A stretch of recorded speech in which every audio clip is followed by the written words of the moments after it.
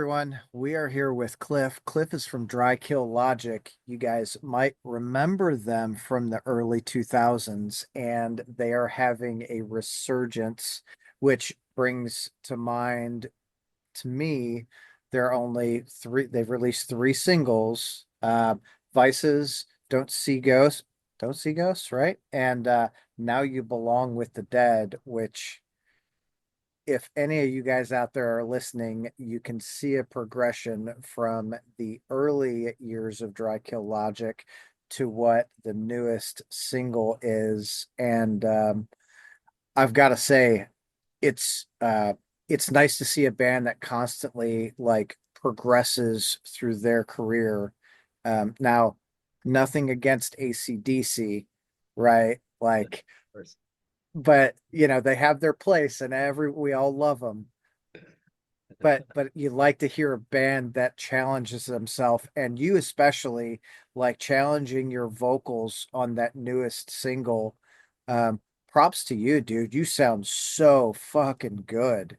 No, thank you, man. I appreciate that. It's to your point, it's been a journey over the time that we've been releasing music, but in this last song, in this last track that we released, we wanted to push the boundaries of what we felt like we could do, but not be so radically different as to you know, offend people out of the gate just because it's not anything close to who we were. So I think, as long as we stand in service of the song, then we're comfortable with the idea that it'll always sound like us.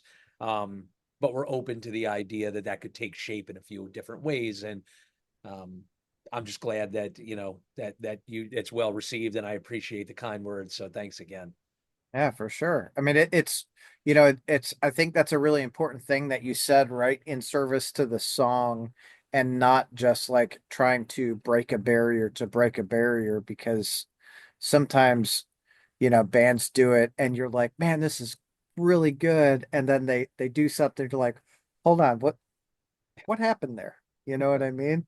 Yeah, or it sounds, radically different than who they've always been, and that can feel intentional at times. And, I think the only intention that we have right now is just to write music that we feel really good about. Because it's been so long, I'm not sure there's any other exercise at this point, except just return with music that we're proud of and, reintroduce that part of the band to the world. So. So how does it feel like getting back together and like writing music? I know you guys, took a hiatus for a few years. Yeah, it's been, I mean, it's been awesome. The important thing is that we've always been close. Jay Brendan and I have always remained very close friends, even in the years when we weren't active, and the hiatus didn't really have anything to do with like interpersonal relationships or any of those dynamics. So it was probably inevitable over time that we would return to the idea of writing together. We just went to dinner together and hung out and did other things. But over time, we gravitated back towards the studio. And I think it started in 2016. We began the most recent writing sessions, which produced Vices and Don't See Ghosts. And the principal framework for Now You Belong with the Dead, although there were still some things that needed to be done, we walked out of those sessions kind of with these three songs. And, we released the first two, and then COVID happened, and we took a beat around that just to kind of, the whole world took a pause. And, uh, when the things, when we received the offer to perform at Rockville and on these other festivals, we recognized that this was probably the right time to finish up Now You Belong with the Dead and make that a part of, our kind of return to audiences. We didn't want to make it only about the anniversary. We didn't want to make it only about new music. We felt like there was a lot to talk about within it. So we wanted music to be a piece of that. And moving forward, our hope is that, we're excited to record more music. So. That's cool. Yeah.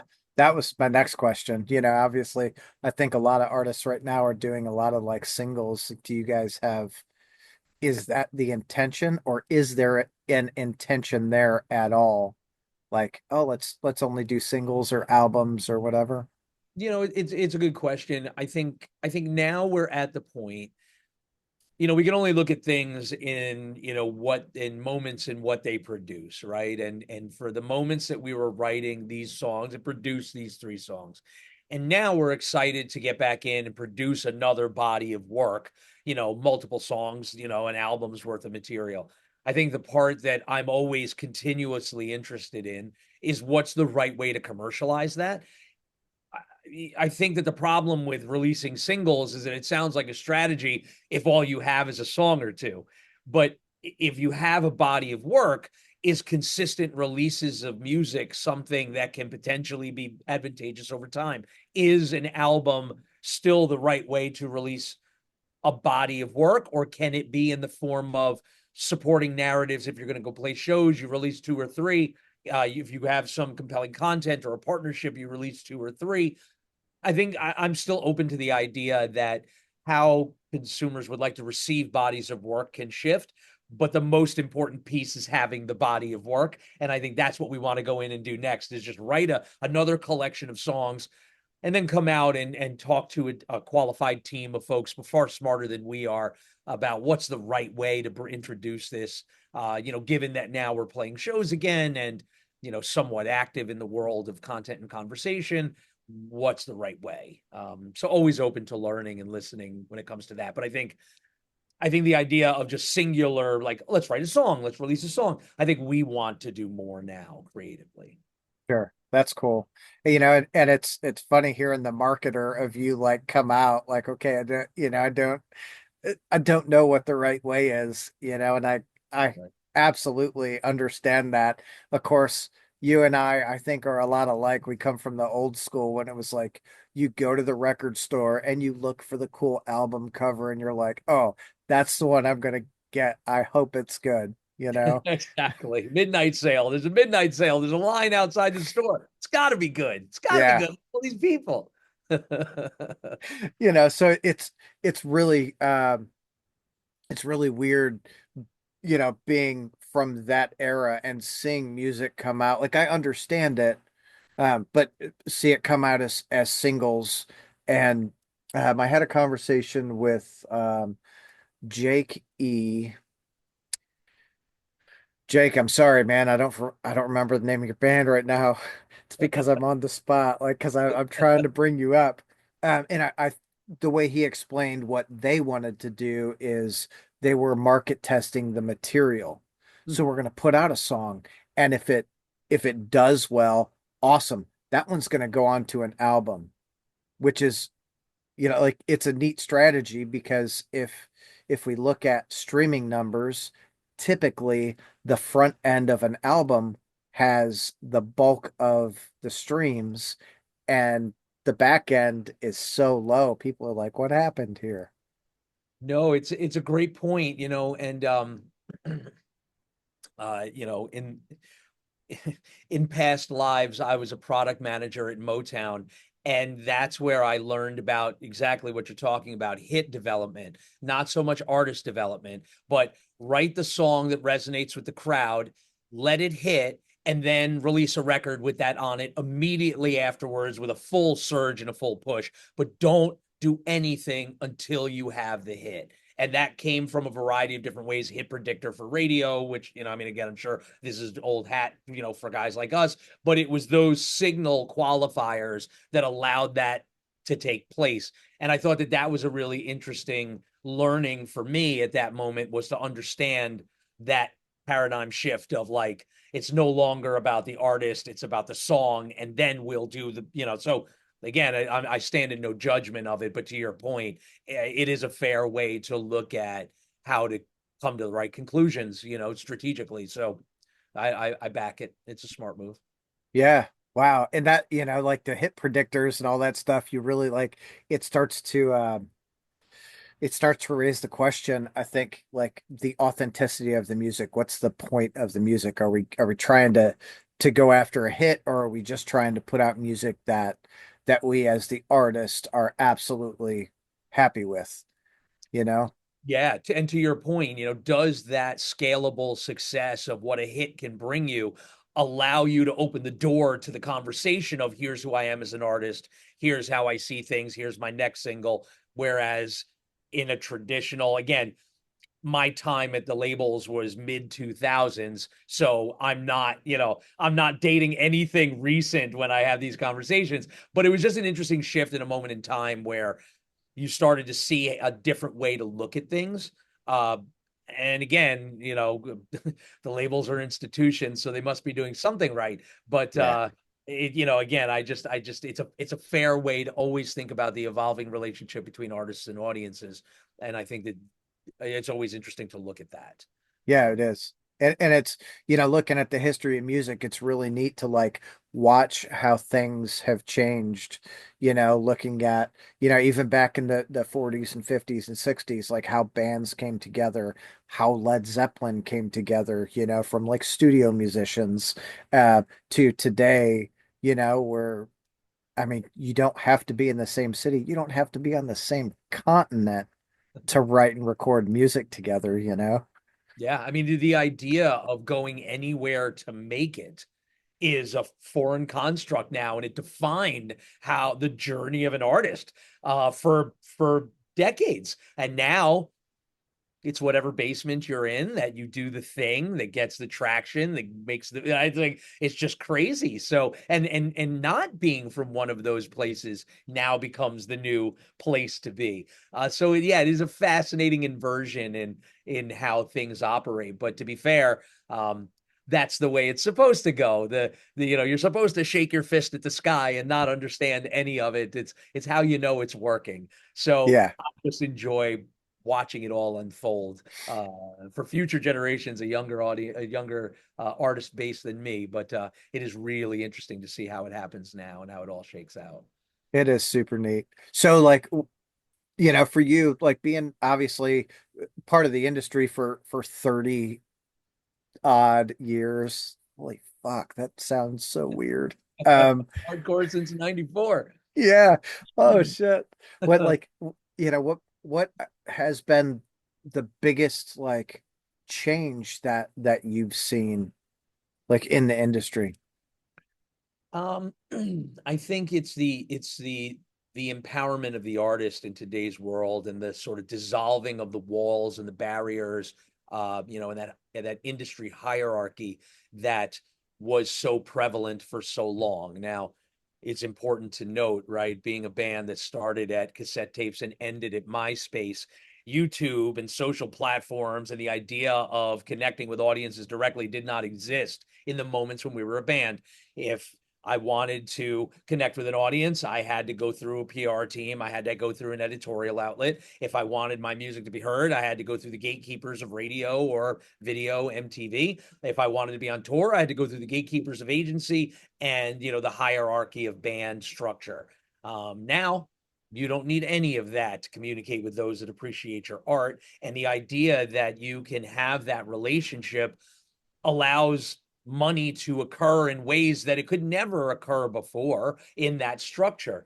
So in a world where there's so much democracy, there's tremendous opportunity. Now we sit in a little bit different position because we have somewhat of an audience already that's kind of built into the legacy of the band.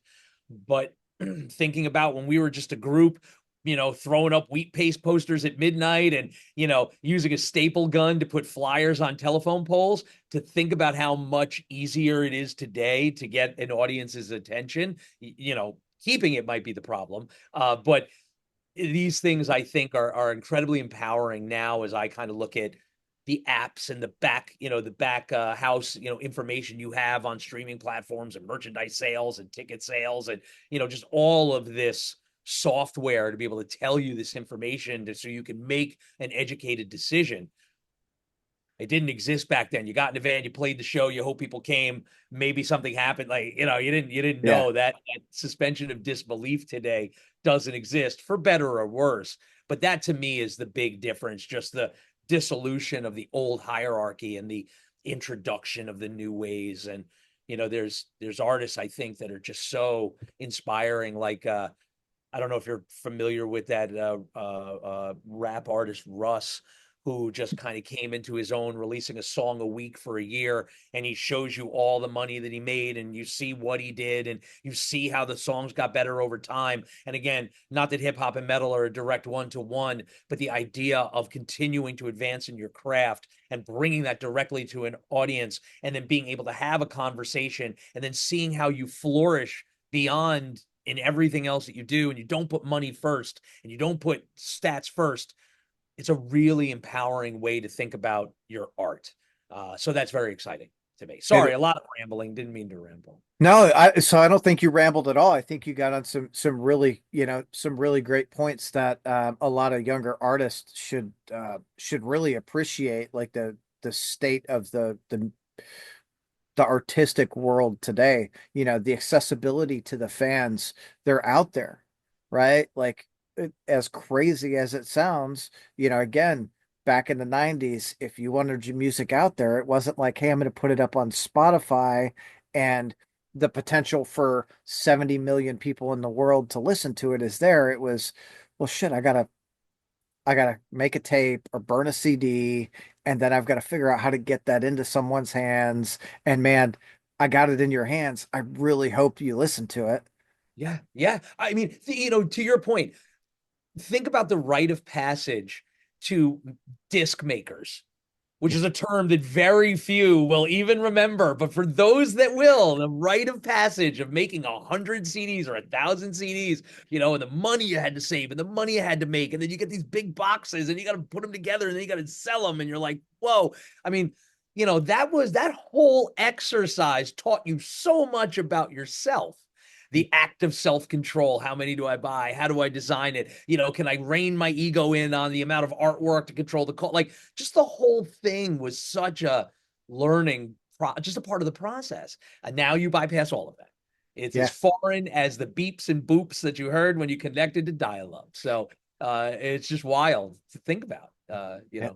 Fun times. Absolutely. Yeah, I'm still absolutely amazed when I go out and I see, this young band and they're like, yeah, this is our first show and we've got, these three records right here and there's only like 20 copies of each one. It's like you're at your first show. How do you have records already? Right. Like, Right. And kudos to you, yeah. like to have the initiative to get this done. And yeah, that's the part where it's just so interesting to see the evolution. And I'm just constantly in awe of today's kind of modern music scene, returning to it as a band and not a audience participant or somebody in the industry. To be a band now is an experience I never thought I'd have to or would have the opportunity to look at it through these lenses now, and it's really interesting. So, Super cool. So did like you guys just played Rockville, right? yes, sir. How was that? Because when you guys went on hiatus, we didn't have these giant festivals, you know? True. Yeah. I mean, everything was a touring festival at that point. I mean, Yeah. it was just crazy. We're just so fortunate and honored that we were a part of the lineup. We're tremendously grateful to be a part of all the festivals that we're on. And it's like, oh, we confirmed it with our agent and the team at Danny Wimmer Presents, I guess in November or something like that of last year. And I think it's like your feet hit the ground a few times during that 7 months. You're moving so fast through everything to get to that date. That just every point that you kind of land on the ground, it's just like, oh wow, this is wild. Back at it again. But being on stage after all that time, there were some parts of it that felt very natural and like riding a bike, and there were some parts of it that felt completely foreign and needed to be relearned. But it was awesome, and something I think we all really enjoyed together as just friends and folks that have been through this for so long, to return to the stage in this way. It was awesome. It was just one word. It was just awesome. It was just awesome. That's a great way to say, but what an audience to like come back to, like Yeah. Yeah, biggest one ever, biggest one we ever played in front of, biggest stage we've ever been on. I mean, to have our logo like on a LED wall. That's crazy. I mean, we've never been shot with a camera that wasn't a camcorder or like one of those huge digital cameras or like an MTV broadcast thing, like, you know, when you would shoot old music videos back in the day. That's what you shot on in 2004. You know, maybe some fancy little digital thing, but the idea of A, phones in the crowd, but B, like modern day lenses, modern day treatments and edits, it's like, whoa, we've never seen ourselves through a modern view. And that part was a whole experience of itself, looking at content. It's like there hasn't been any content of us since 2005. You know, like nothing. So it's just crazy. The whole thing, it's like, wow, wow, is it wild? That's awesome. That's super awesome. So, you've got a few dates coming up. Of course, you got some smaller dates and you got incarceration kind of in the middle there. Yeah. Like, is there a place that you're really looking forward to playing besides incarceration, right? Because I think that'll be another like, holy shit, that was awesome, kind of thing. But Yeah.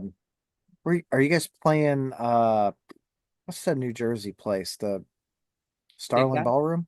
No, we're doing Oh, small clubs. So, you know, to your point, like each one of these shows carries a different emotion and experience with it. Like Rockville was, you know, second stage 20 years later, just to be on that, you know, in those hallowed halls, walking around and seeing the other artists, it was like, I, I mean, you know, it might as well have been the first time I was ever in a band. You know, walking around like, oh my God, this is crazy. Just, you know, jaws on the floor, like slack-eyed children. Like, yeah, yeah. total. Like, just, oh my God, you know, just getting over the wave of shock of even being in this position.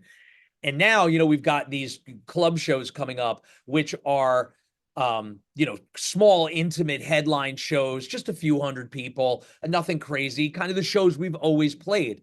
But the interesting thing now about these shows is that, you know, last time we played these rooms, we were, you know, 3 years off of the first album. We had just released The Dead and Dreaming. We were still young, and these were still new songs, and this whole experience was new. But 20 years later, these folks that are coming to these headline shows have a relationship with these records in a way that, you know, we don't. They've lived with the music for almost a generation now. So to perform for them is a responsibility almost. Like we want to live up to your love of these songs. And now that you're excited about seeing them live, because maybe you were 10 when we played the first time, or you weren't born, or maybe you did, and now you're coming back. Like all of these emotions connected to that are really exciting in these intimate moments. And then from there, I think we're just super excited to return to places we haven't been in so long. The next show we're playing, which is right before incarceration, is Rockfest in Cadott, Wisconsin. And we used to play Wisconsin all the time. I mean, we've played all the places, Madison, Milwaukee, Green Bay, but also places like La Crosse, Eau Claire, and that's five, and I'm telling you, there's another five that if I put the camera off mute and go just search my tour history, you'll be amazed by how many there are. But the point is, we're super excited just to return to these places we haven't been. So that show is going to be direct support for Attila. So we have an hour, so that's a longer show in a festival setting later in the day. So that's really exciting for us because, you know, earlier in the day is just the apex of heat and sun. This is, you know, more at like 7 at night. So like that's super cool.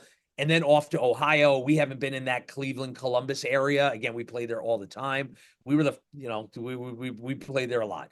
And we're playing with Slipknot. So we're all just going to stand there like slack-eyed children again. Like, you Yeah. know, so super excited about that. And then we're going to Aftershock as well in October, and we're on the Thursday, and we're on just the heaviest stage. It's just the heaviest thing ever in life. And yeah, it's so crazy. So we're like, we have to just play every like beat down hardcore song we have, just make it as heavy as possible, you know, and just make it awesome and take it that way. So each show has this like different emotion attached to it.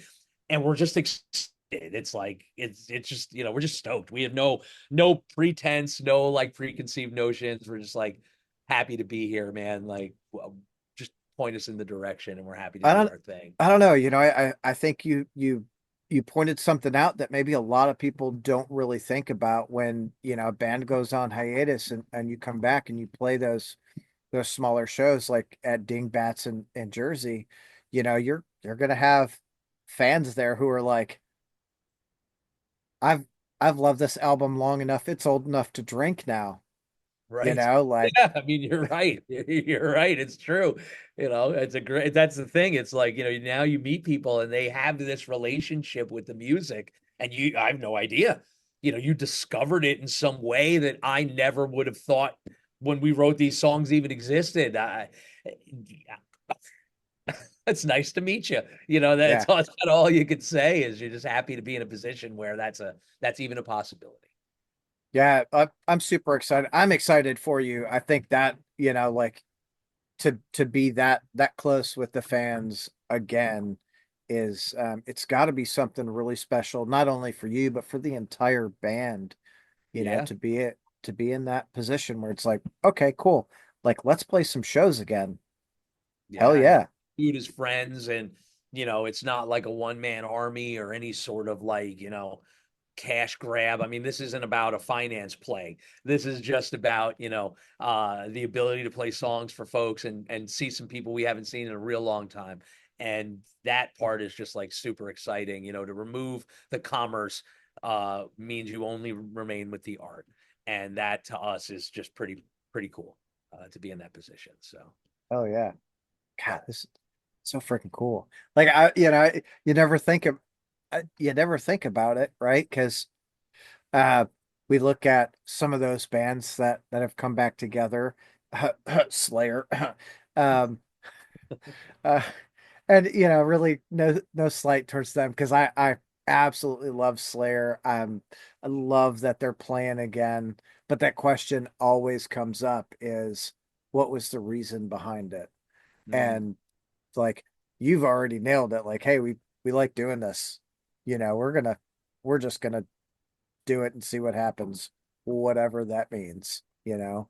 Um, There's a freedom to that, I think, that, really works well in today's world, the ability to not be rigid with your intentions.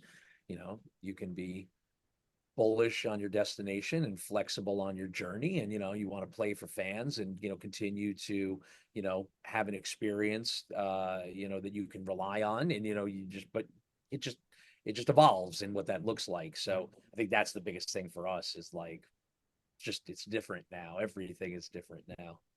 yeah, yeah, we're all gray and balding and like, you're like, oh shit. Oh God. Fair Uh, enough. yeah, how true it is. It's terrible. But yeah, so I really want to point out your voice on Now You Belong with the Dead because it sounds like you put a lot of work into it to get it to that, like, to that space. Because leading up, like, you've got a great voice, just Oh, overall a great voice, but like the cleans that you do are like, holy shit. man, I appreciate it. Thank you. You consume a tremendous amount of music, and for this to stand out means a lot, and I appreciate that. I think there's some things that, that you consciously think about as a musician, right? You always want to evolve as a lyricist. You want to evolve as a performer, right? And feel good that you're pushing your own boundaries. And then there's some things that, happen kind of indirectly that you can't, the change that you can't control, like the idea that I haven't really sung for 20 years and the depth and gravel that comes with, you know, smoking a lot of weed and touring all over the place when you're a young man, and then kind of getting out of that world and your voice healing. And maybe you still smoke weed, but the point is, like, your voice takes on a different tone and tenor. And you recognize that as you're writing. In my head, I hear it a certain way, but when it comes out, maybe it sounds a little bit different. And then that becomes the exercise of, making sure that, are these parts good? If my voice is different now, how do you approach it lyrically? How do you approach it sonically? How do you approach the performance? What is important? What's not important? And if you think about the range of songs we've had historically on our records, we've had no problems with aggressive tracks like Rot and A Better Man Than Me, and then capping the record with Good Night. And we've run a pretty wide gamut on every record because each record has some amount of aggression and some amount of, melody and beauty and, the same level of aggression and danger. So we try to walk that line and stand in service of the song. So as long as it's a good song and it makes us feel a certain way about it, we feel confident that an audience that appreciates the art will feel the same way about it. And if that feels different than the last one, well, then that's the exercise, and that's just kind of what happened. But these things I think really become just how you look at them. And the approach vocally for me on that song was try to push the boundaries, but remain cohesive with our catalog. And the I like to think that bridge is an exercise in that range where you go from really dynamic 4-part melodies into just a beat down breakdown with 808s and bass drops, and maybe our most heavy approach to songwriting from the most melodic approach. So again, I give a lot of that credit to Greg Thomas, our producer, who really helped us shape the sound on that song and all of these singles that we've released most recently. But that song in particular, he did God's work on that, on some of those parts, especially working with me. And I'm just really grateful that he was able to take those performances and make them sound the way they do. What a bullshit way to be like it was him. It was you too. Like it was the band, right? Takes a Because village to raise a child, so it, everybody's got to be recognized in that effort. absolutely. Like I don't care how good of a producer it is. If you've got shit musicians, it's going to be a Churn it shit out. song that's well produced, right? Fair enough. Fair enough. You are correct. You are correct. So you all collectively, I think, it's a solid single. Like all three of the most recent singles they're fucking great songs. There's Thank no other way to put it. Um, Frankly, I'm excited to hear what else you guys are going to put together. Me Um, too. I mean, we're just excited to write. We closed out a lot of those, these 3 songs were what came out of those sessions. As we think about the eras of the band, we feel really good about that era. And we're super excited to see what comes next. We're all inspired, we're all full. We've been able to kind of creatively collect ideas and thoughts over time, which is really the greatest gift, to be able to write against, to not, to have the moments to write the songs and write those things is critical, I think, to how we return. So we're just super excited to again kind of get together as friends and start that process. And now, open that up to, to Greg and just have his ear as a producer. Just, it's a tremendous opportunity for us, one we never imagined. yeah, it should be really fucking amazing, whatever the next thing is. Knock on wood, my friend. Yeah, Knock. right. Like, um, do you guys have plans, or do you have plans to get together to write, or are you like really just focused on let's do these shows and just be as at top of our game for all of these shows? Yeah, no, I mean, listen, the shows are the priority now. I want to come back, and ultimately, we really just want to have folks walk away from these shows like, man, that's exactly how I either remember them sounding or exactly how I had hoped they would sound. I just want people to walk away feeling like the songs they love were really well represented live as well. That's the greatest takeaway from 25, I think, for us. And then we'll come out of this and really go into the studio and start to write officially on a new record. I guess, in a utopia, we would be having a similar conversation next summer about a new record and going back and doing festivals and going overseas and doing some festivals and continuing the work that we've built on this year. Hopefully that's what we're aiming towards. So yeah, a body of work would be great to have for this time next year. Yeah, well, So that'd be a lot, like, because all of you guys have like careers and lives, and like that's a good, like, I'm here for it. Whatever, I mean, like, again, we all the universe is going to speak to us, and for as much as we're going to throw out into the universe what we can do, the universe is ultimately going to come back and dictate what the right way to do it is. But we've walked out of these sessions, feeling really great about the idea of writing together, beyond just, hey, let's write a song and see what happens. The idea of a collection of work now feels important to us. And like anything else in life, if it feels important, you got to pursue it. And I think that's going to be the approach. And we'll get through that the same way we're getting through this, with the same level of, rigor against the objective. And hopefully it'll be awesome. I'm sure it will be. Like, you guys, in my experience, you guys don't have like, there's not any bad era of the band. Appreciate Everything you guys put out has always been solid, and the fans have liked it. that. Like, We're very fortunate. We're just super fortunate. what more can you ask for, right? The band likes it, the fans like it. You're like, all right, let's fucking keep doing this. Dude, there's a lot of stuff to consume in this life. And the fact that Dry Kill Logic takes up any piece of anyone's day is, again, just tremendously humbling. So it's not like the world is starving for great metal music to listen to. So the fact that we're on the register for people and like we're in that conversation, I mean, again, those aren't things you can do as a band. You can only hope that they happen.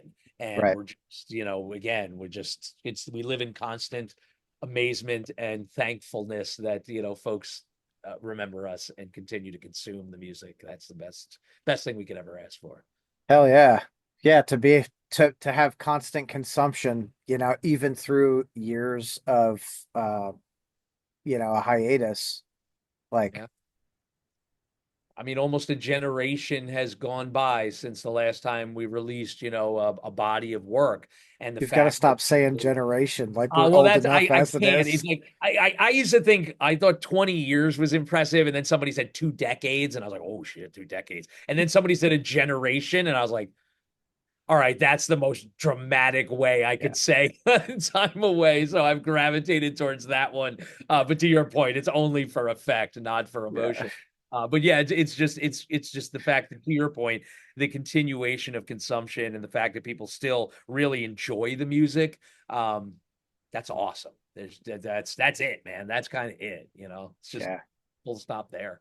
Yeah. No, you're absolutely right. It's super fucking awesome. It's really cool to see a good band put out great bodies of work, great albums, and then take a hiatus and come back, and not come back with something where you go, I'm not sure. You come back and you go, oh, holy fuck. Like, Right. this is still super solid. Um, Appreciate that. so enough of making your head big. I do have a question though.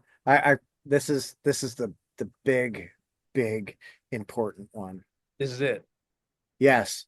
All right. What's the favorite tour that you all did that stands out in your mind? I would say that my favorite tour has to be the first one, because when we went out with Fear Factory to support the Darker Side of Nonsense, we had been an unsigned band for 7 years, going up and down the East Coast in a shitty little van, that had oil leaks and rots in the floor, and we were playing for no money. Door money was no money. We were just playing to, essentially they were rehearsals.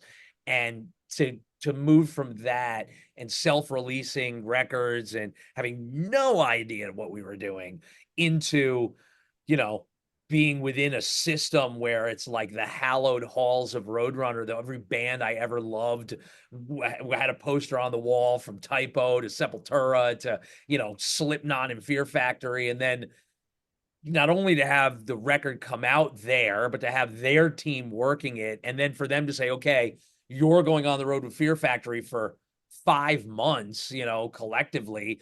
I mean, and not like first of four, direct support from the first day. We drove to I think it was Grand Rapids, Michigan, and we played the intersection, and it was sold out show, and we were direct support.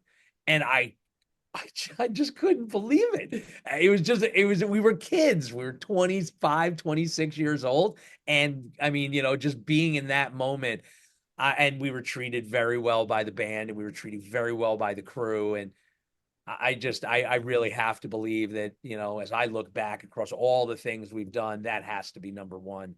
I'd probably say number two, and a close number two, was the Drowning Pool tour when we did the Dead and Dreaming, because again, direct support, but in front of an audience that was really, really, we were very well received, and the band again very gracious and very kind to us.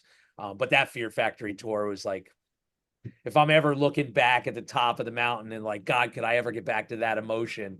It would probably be that one, because, we were young. It was the first, it was probably the biggest, like a lot of great memories attached to that. So Yeah, that's cool. That's super.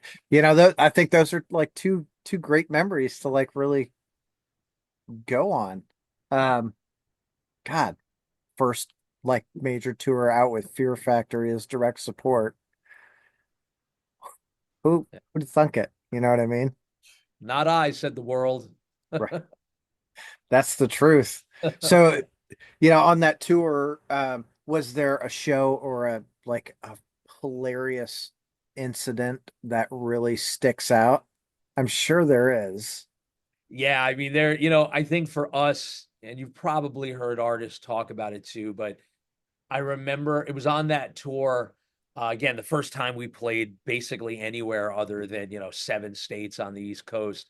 Um, but we played in Milwaukee at the rave, and we learned about it's haunted, and we learned about the pool, and we learned about all the things, and we got taken on the ghost tour. And I remember we were just, I mean, again, we were children. We were probably pretty stoned and half drunk, and just like being, completely freaked out and amazed, and having like, a child's time in a haunted house. And it was just, such an awesome moment to be vulnerable in front of folks that you pretty much just met. But it was one of those bonding, defining moments that I remember. Um, and I also remember on that tour, it was the first time we ever played LA. And we played the House of Blues, and we hung out at the Whiskey and the Rainbow. And I just remember, it's not so embarrassing, but more formative as to like what those cities mean even now to me as I look back, 25 years later, and I still go, and the things I say when I land, and I'm like, oh, I remember because of this. Every reference is back from 2001. I stayed in that hotel, and we played, oh, this place isn't here anymore. And we would go here, and we did that. And everything revolves around that. And I've been there 100 times since. But I don't talk about any of those times. I Nope. talk about the time that we went there with Fear Factory. And again, it's like that kind of like, childlike wonder that I look back on that tour, and that in itself is somewhat embarrassing. But it's just the innocence of those moments, I think, are the most Should fun. I don't think that in my mind that's not embarrassing at all, right? Because my Right. my wife hates me anytime we go somewhere. I'm like, oh yeah, I remember, and she's like, "Are you fucking kidding me? Can you Yeah. tell me something that doesn't involve music?" I'm like, Yeah. Right. My wife's like, how come no, you remember the important stuff around the yeah, house? Like, but I remember this. yeah. That's where the House of Blues was. She's like, you've got such a great memory. I'm like, no, I've got a great memory when it comes to certain things. Yeah, right. Exactly. I have a Other select things, memory. yes, like ah, other things. I'm like, get rid of that shit. I need more room for more music. Like, I got Exactly. no way. Okay, Cliff. Um, man, I've had a great time talking with you. I Thank you, can't man. thank you enough for your time again tonight. No, I'm thank you. really I'm excited that you guys are back playing shows and putting music out. I hope that I can see you close enough to me sometime over the next year or so uh, that I can come see you. I hope so, man. I mean, just select places that we're gonna get, but if we're in driving distance, I can't promise you we'll get any closer. So we'll do our best to get as close as we can, but the last couple of hundred steps I might need you to take, my friend. Yep, yep, for sure. Yeah, I mean, we could always get you to play in my basement. I don't care. Hey The man, we're wife not might. above it. We're not Yeah, above a good gig where people appreciate the music. So hell yeah. Awesome. Well, Cliff, thank you again, man. I hope you go and have a great evening. thanks, man. You too. Thank you again for the Thanks. time. Yep, see ya. Later, man.